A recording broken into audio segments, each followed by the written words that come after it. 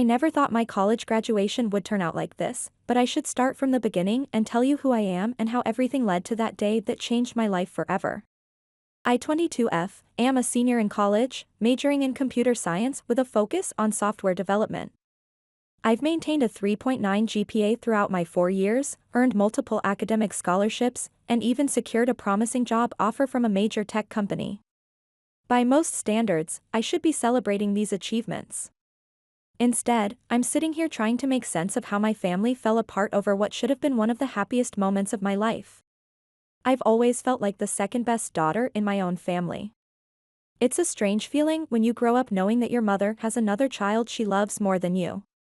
My half-sister Jessica, 32F, has always been my mother Amanda's, 48F, favorite, and I saw it in every little thing, how Mom's eyes would light up when Jessica called, how she'd drop everything to talk to her, how she kept Jessica's childhood photos prominently displayed while mine were tucked away in albums. I remember one particular morning during my junior year of high school that perfectly captures my relationship with my mother.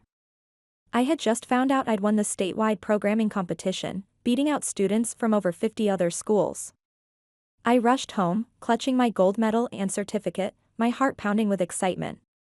But when I burst through the door, Mom was absorbed in a video call with Jessica, who was showing off her new office furniture. "Mom, I won. I actually won first place," I exclaimed, trying to contain my enthusiasm while not interrupting too loudly. She glanced at me, gave a quick nod, and turned back to her screen. "That's nice, honey. Jessica, show me that desk chair again, it looks so professional." That moment stays with me, not because it was particularly cruel, but because it was so normal. That's just how things were in our house.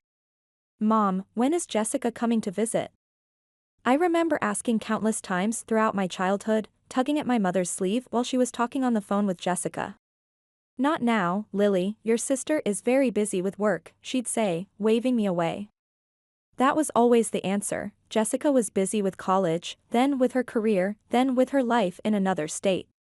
But Mom would visit her regularly, leaving me behind with my dad David, who tried his best to make up for my mother's emotional absence.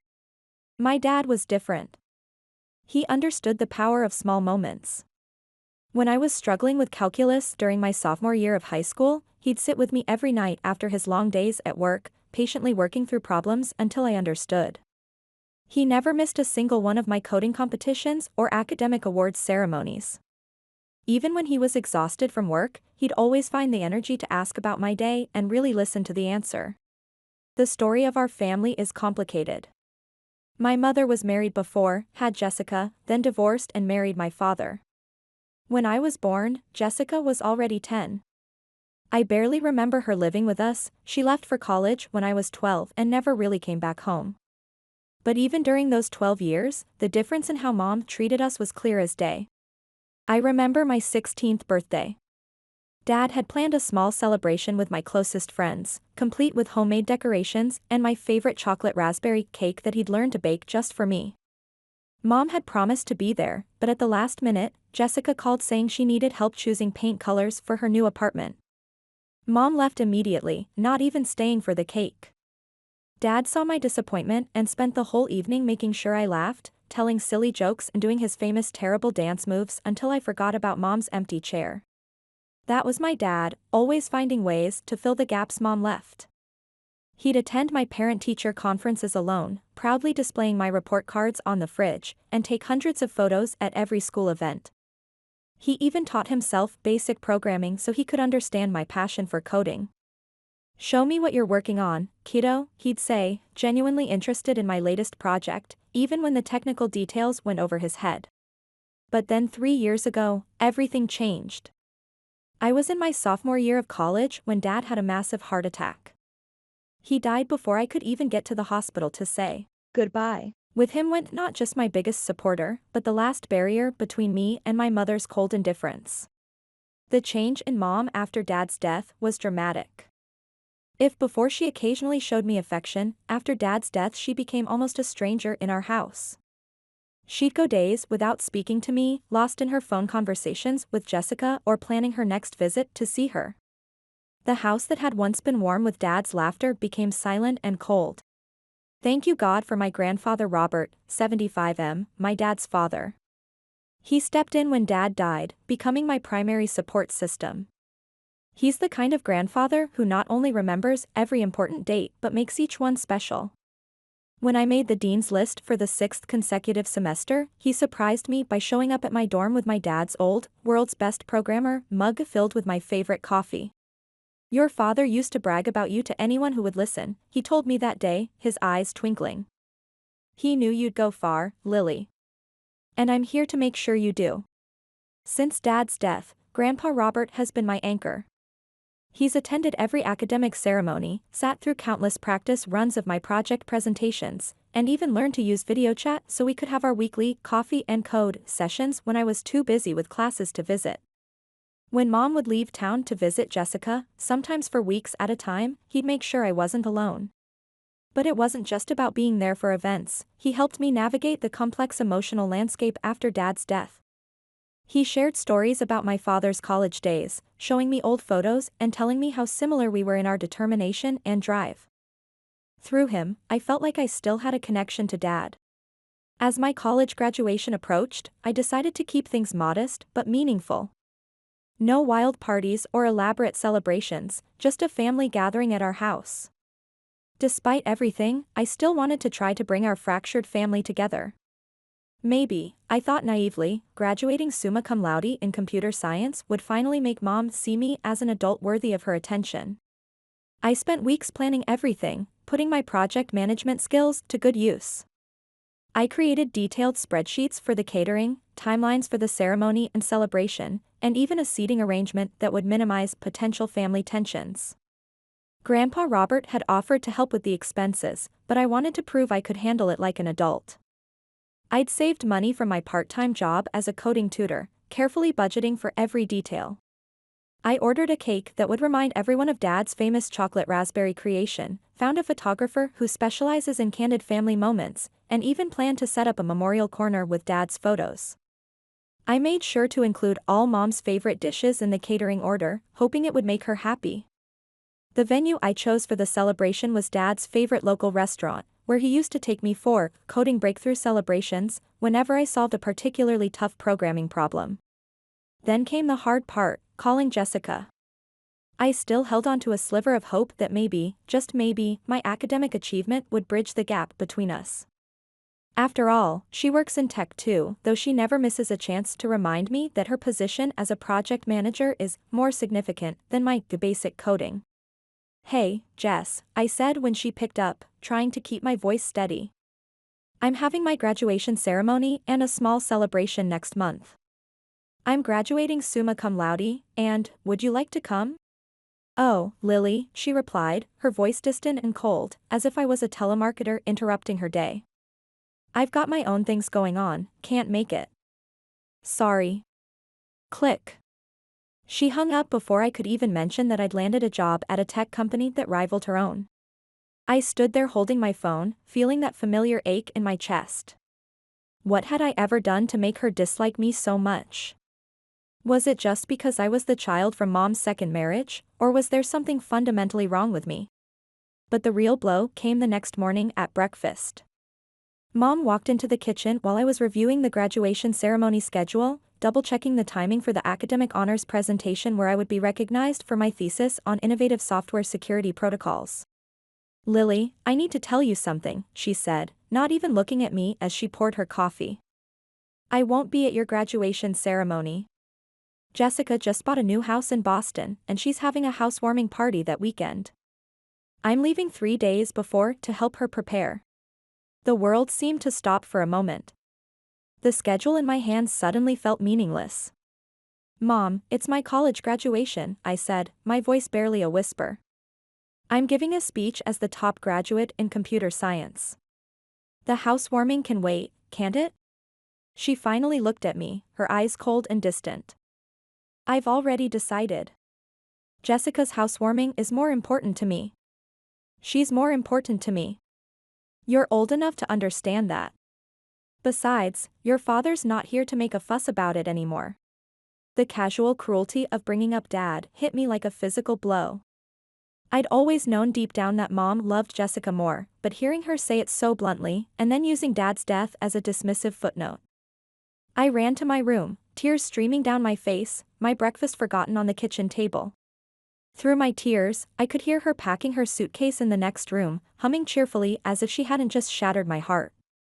The same tune she used to hum while packing for her trips to visit Jessica during my finals weeks, my debate competitions, my coding championships. In a last desperate attempt, I called Jessica again, hoping she might help, hoping that maybe, just maybe, she had a shred of sisterly feeling for me. "Jessica, please," I said into the phone, trying to keep my voice from breaking. "Can't you reschedule your housewarming party? It's my college graduation. I'm giving a speech, and I've worked so hard." "Sorry, sis," she replied, her voice completely devoid of sympathy. "My fiancé can only make it that weekend. He's leaving for a business trip right after. You understand how important careers are, don't you?" "Oh wait." I took a deep breath, gripping the phone tighter. "Then could you at least ask Mom to stay? She's choosing your housewarming over my graduation. Don't you think that's wrong?" There was a short laugh on the other end of the line. "Look, Lily, I wouldn't do that even if I wanted to. And I don't want to. Mom's always loved me more than you, that's just how it is. You need to accept it and move on. Stop trying to change things that can't be changed. At least you have your little computer programs to keep you company." With that, she hung up, leaving me with nothing but the dial tone and my shattered hopes. The programming award certificates on my wall, once a source of pride, now seemed to mock me with their emptiness. I sat on my bed, feeling numb as I heard Mom moving around downstairs, humming happily as she packed her suitcase. The sound of her joy at leaving me felt like a knife in my heart. Then her voice called up, "Lily, I'm leaving for the station now. You're an adult, you can handle the graduation yourself. I'll be gone for 2 weeks. Maybe your little computer friends can celebrate with you." The front door slammed before I could even respond. Through my bedroom window, I watched as she got into a taxi, not even glancing back at the house. She was checking her phone, probably texting Jessica, a smile on her face as the taxi drove away. And just like that, I was alone again. Surrounded by the trappings of my academic success, the honors cords hanging on my closet door, the graduation announcements on my desk, the speech I'd worked on for weeks, none of it seemed to matter anymore. But I had no idea that this was just the beginning of a series of events that would completely change my life and reveal the true nature of my family relationships. Sometimes the hardest moments in our lives become turning points, leading us to places we never expected to go. Update 1. This update comes just 3 days after my previous post. Everything has changed in ways I never expected. The morning after Mom left, I was sitting in our family room, staring at my unfinished valedictorian speech, when Grandpa Robert arrived carrying a thick manila envelope. His expression was one I'd never seen before, a mix of determination and what I now realize was carefully controlled anger. "Lily," he said, settling into Dad's old armchair, "there's something we need to discuss. I've been waiting for the right moment, and after what happened yesterday, that moment is now." He placed the envelope on the coffee table between us and began pulling out documents, photographs, letters, bank statements, and legal records spanning 2 decades. "When your father first married Amanda, I had concerns. I saw how she treated you compared to Jessica, even when you were just a baby. David, your father, he always tried to shield you from it. But I watched, and I documented everything. This house," he continued, picking up a deed, "has always belonged to me. I let your parents live here because I wanted you to have stability. After your father died, I kept quiet about ownership to see how your mother would handle things." He paused, his expression darkening. "I've seen enough." My hands trembled as I read through the documents. Years of financial records showed how Mom had systematically redirected Dad's resources to benefit Jessica, everything from college funds to investment opportunities. "As of today," Grandpa stated firmly, "this house legally belongs to you. I've already completed all the paperwork with my lawyer. And there's more, when I pass, though I hope that won't be for many years yet, you'll inherit my estate, including my own house and a trust fund worth $500,000. Before I could process this information, my phone exploded with notifications.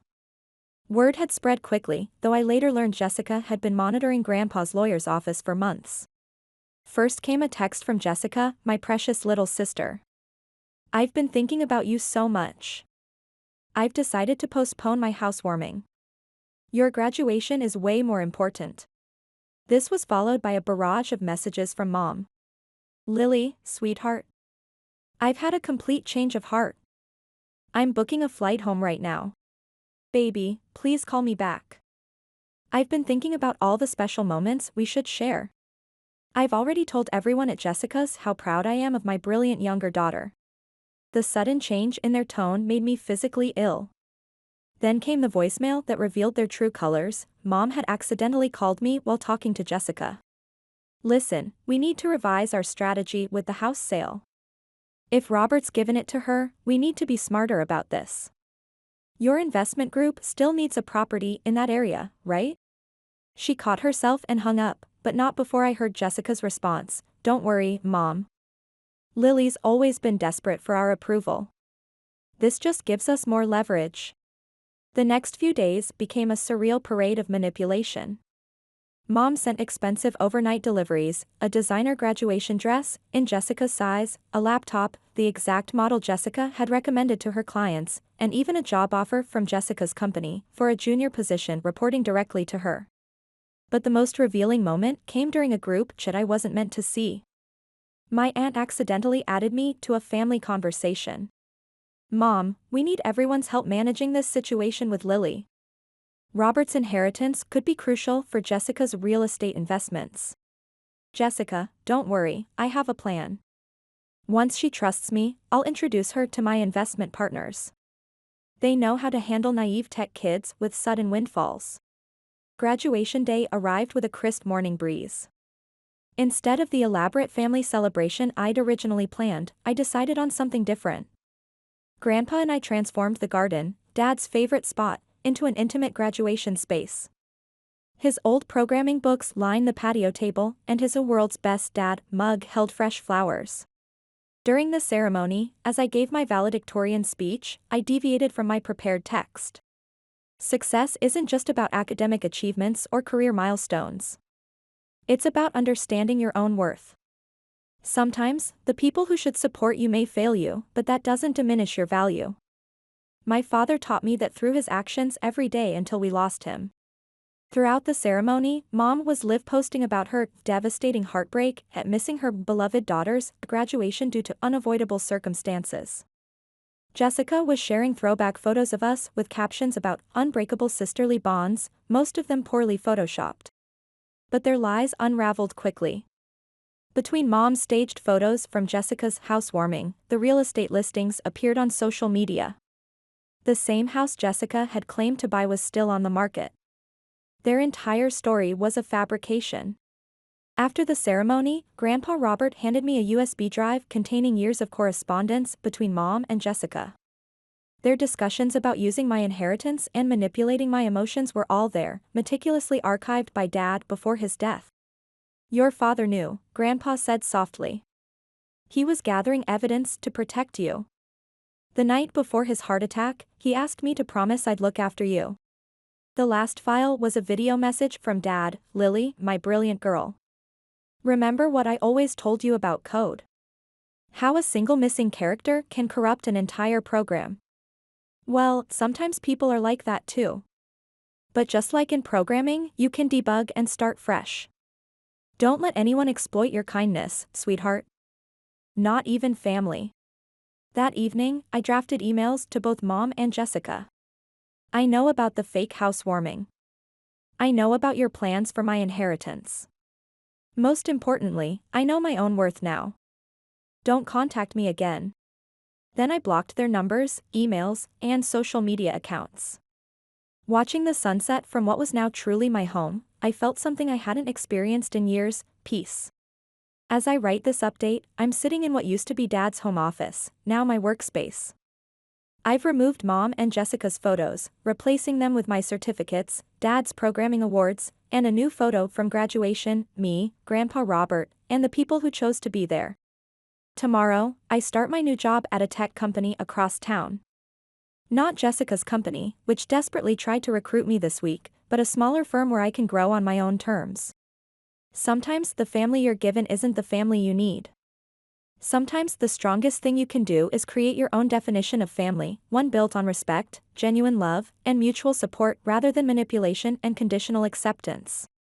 There will be more updates as this situation develops, but for now, I'm focusing on building my new life. One where I don't have to beg for love or prove my worth. One where I'm finally free to be myself. Because as Dad always said, the best code runs without constant validation checks. It's time I learned to do the same. Update 2, 2 days after my graduation ceremony, which was beautiful, by the way, having only people who genuinely cared about me there made it so much more meaningful. I woke up to the sound of someone pounding on my front door. It was 6:30 a.m., and there stood my mother, looking nothing like her usual polished self. I started to close the door, but she pushed her way inside. That's when I noticed Jessica's fiancé's luxury car parked across the street, with Jessica in the passenger seat, obviously waiting. "We need to talk about this house situation," Mom declared, dropping her designer bag on the counter like she still owned the place. "Your grandfather had no right to make such an important decision without consulting me. I'm your mother, and I know what's best for this family." She pulled out a stack of papers from her bag.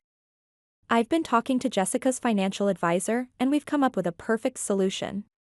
You can use this house as collateral for Jessica's mortgage. It's a win-win situation. She gets her dream home, and you'll be helping family. That's what matters most, right?" As I stood there listening to her sales pitch, something inside me finally snapped.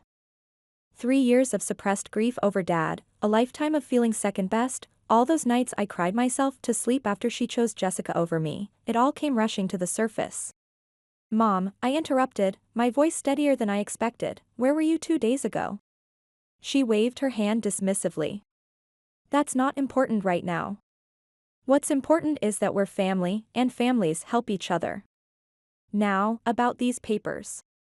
You were at Jessica's housewarming party," I continued, posting photos on Instagram about your perfect daughter, while I was giving my graduation speech. The speech about how my late father inspired my journey through computer science. The speech you didn't hear because you were too busy taking selfies with Jessica's future in-laws. Just then, I heard the familiar sound of Grandpa Robert's car pulling into the driveway. I'd texted him the moment I saw Mom at my door, our new safety protocol after everything that happened. Mom's face darkened when she saw him through the window. "Dad," she spat out as he walked in, "I should have known you'd be behind this.